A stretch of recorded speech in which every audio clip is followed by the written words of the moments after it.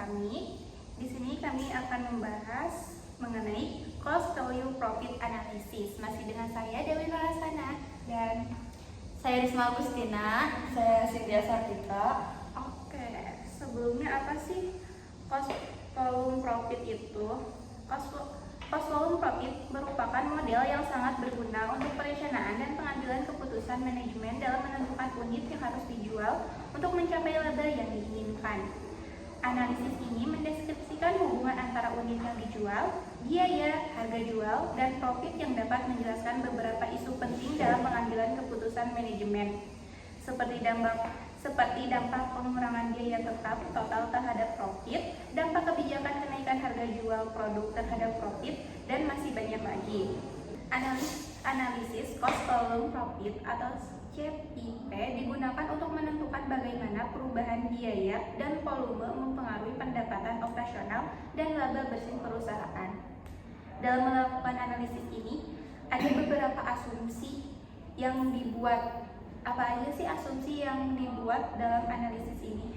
Dalam melakukan analisis cost volume profit, ada beberapa asumsi yang dibuat, yaitu yang pertama, harga jual per unit adalah konstan. Yang kedua, biaya variabel per unit adalah konstan. Ketiga, total biaya tetap adalah konstan. Keempat, semua yang diproduksi dijual. Yang kelima, biaya hanya terpengaruh karena aktivitas berubah. Jika sebuah perusahaan menjual lebih dari satu produk, mereka dijual dalam campuran yang sama. Analisis CVP mensyaratkan bahwa semua biaya perusahaan termasuk biaya produksi, penjualan, dan administrasi diidentifikasi sebagai biaya variabel atau tetap.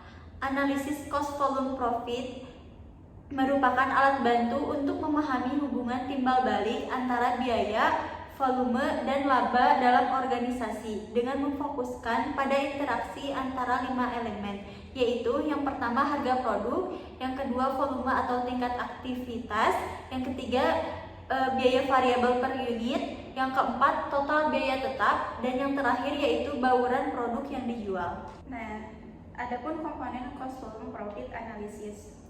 Di sini ada beberapa komponen berbeda yang secara bersamaan membentuk analisis cost volume profit.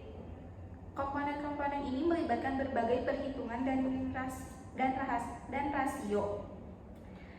Apa aja sih komponen utama dari analisis cost volume profit ini? Oke, yang pertama itu ada contribution margin atau margin kontribusi. Margin kontribusi dapat dinyatakan secara harga atau unit. Margin kontribusi dihitung sebagai harga jual per unit dikurangi biaya variabel per unit. Juga dikenal sebagai kontribusi dolar per unit. Ukuran ini menunjukkan bagaimana produk tertentu berkontribusi pada keuntungan perusahaan secara keseluruhan. Ini memberikan satu cara untuk menunjukkan potensi keuntungan dari produk tertentu yang ditawarkan oleh perusahaan dan menunjukkan porsi penjualan yang membantu menutupi biaya tetap perusahaan. Setiap pendapatan yang tersisa setelah menutup biaya tetap adalah laba yang dihasilkan. Yang kedua yaitu ada analisis break-even point atau titik impas. Analisis impas merupakan suatu cara untuk mengetahui volume penjualan minimum agar suatu usaha tidak menderita rugi, tetapi juga belum memperoleh laba, dengan kata lain labanya sama dengan nol. Dalam analisis break-even point memerlukan informasi mengenai penjualan dan biaya yang dikeluarkan. Laba bersih akan diperoleh bila volume penjualan melebihi biaya yang harus dikeluarkan, sedangkan perusahaan akan menderita kerugian bila penjualan hanya cukup untuk menutup sebagian biaya yang dikeluarkan. Dapat dikatakan di bawah titik impas. Titik impas ini dapat dinyatakan dalam satuan unit produk dan satuan mata uang. Analisis break-even point ini digunakan untuk mengetahui jumlah penjualan minimal yang harus dipertahankan agar perusahaan tidak mengalami kerugian. Mengetahui jumlah penjualan yang harus dicapai untuk memperoleh tingkat keuntungan tertentu. Mengetahui seberapa jauh berkurangnya penjualan agar perusahaan tidak menderita kerugian. Dan yang terakhir, mengetahui bagaimana efek perubahan harga jual, biaya, dan volume penjualan terhadap keuntungan. Ada 3 pendekatan yang dapat digunakan dalam menentukan break-even point. Yang pertama pendekatan persamaan, yang kedua pendekatan margin, dan yang terakhir pendekatan grafik. Kemudian yang terakhir ada margin of safety atau MOS, yaitu selisih antara rencana penjualan dalam unit atau satuan uang dengan impas dalam unit atau satuan uang penjualan.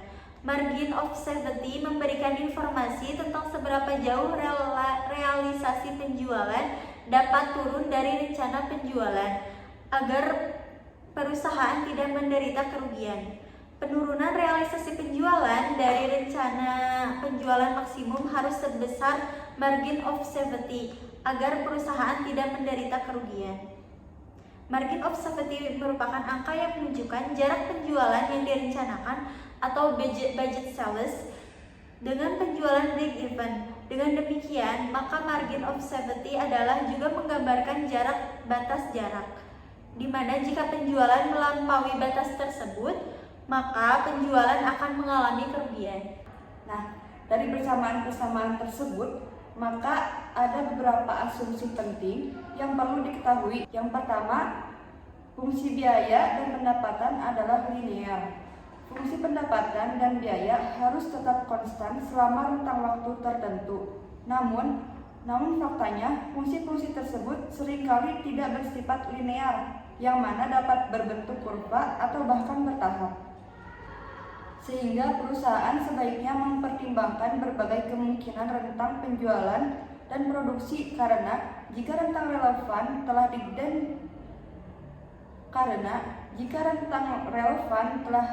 diidentifikasi,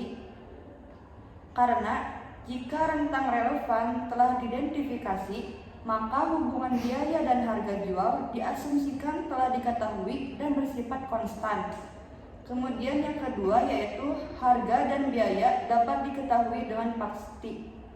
Hal ini disebabkan karena adanya perubahan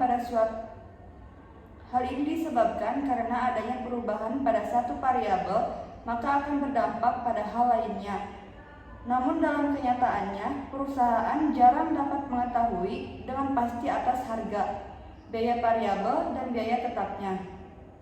Yang ketiga yaitu produksi sama dengan penjualan, bahwa unit yang diproduksi seluruhnya terjual dalam satu periode sebelumnya tidak dipertimbangkan dalam analisis cost volume profit di periode berjalan. Kemudian yang terakhir yaitu bauran penjualan bersifat konstan. Ketika perusahaan memproduksi produk tunggal, bauran penjualan yang terjadi akan bersifat konstan, namun tidak jika produk yang diproduksi adalah banyak. Pada praktiknya, akan susah memprediksi bauran penjualan yang konstan jika produk yang diproduksi adalah banyak. Oke, dari penjelasan tadi kita bisa tarik kesimpulan bahwa analisis impas atau break-even point juga merupakan suatu cara untuk mengetahui volume penjualan minimum agar suatu usaha tidak menderita rugi, tetapi juga belum memperoleh laba. Dengan kata lain, labanya sama dengan nol. Dalam analisis break-even point memerlukan informasi mengenai penjualan dan biaya yang dikeluarkan. Laba bersih akan diperoleh bila volume penjualan melebihi biaya yang harus dikeluarkan. Sedangkan perusahaan akan menderita kerugian bila penjualan hanya cukup untuk menutup sebagian biaya yang dikeluarkan, dapat dikatakan di bawah titik impas. Ada beberapa komponen berbeda yang secara bersamaan membentuk analisis cost volume profit. Komponen-komponen ini melibatkan berbagai perhitungan dan rasio yang akan diuraikan secara lebih rinci selanjutnya. Komponen utama dari analisis ini adalah contribution margin ratio and variable expansion ratio, break-even point, dan margin of safety. Analisis titik impas adalah titik di mana jumlah pendapatan sama dengan jumlah biaya-biaya yang dikeluarkan perusahaan, sehingga perusahaan tidak memperoleh laba ataupun menderita kerugian. Dengan kata lain, unit yang dijual di atas titik impas akan menghasilkan laba. Titik impas ini dapat dinyatakan dalam satuan unit produk dan satuan mata uang. Analisis break-even point ini digunakan untuk mengetahui jumlah penjualan minimal yang harus dipertahankan agar perusahaan tidak mengalami kerugian, mengetahui jumlah penjualan yang harus dicapai untuk memperoleh tingkat keuntungan tertentu, mengetahui seberapa jauh berkurangnya penjualan agar perusahaan tidak menderita kerugian, mengetahui bagaimana efek perubahan harga jual, biaya, dan volume penjualan terhadap keuntungan. Beberapa asumsi penting yang perlu diketahui dalam analisis cost volume profit diantaranya: yang pertama, fungsi biaya dan pendapatan adalah linear. Kedua, ada harga dan biaya dapat diketahui dengan pasti. Ketiga, produksi sama dengan penjualan.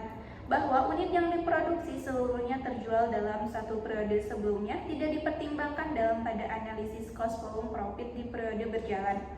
Yang terakhir, bauran penjualan bersifat konstan. Oke, cukup sekian video kali ini. Wassalamualaikum warahmatullahi wabarakatuh.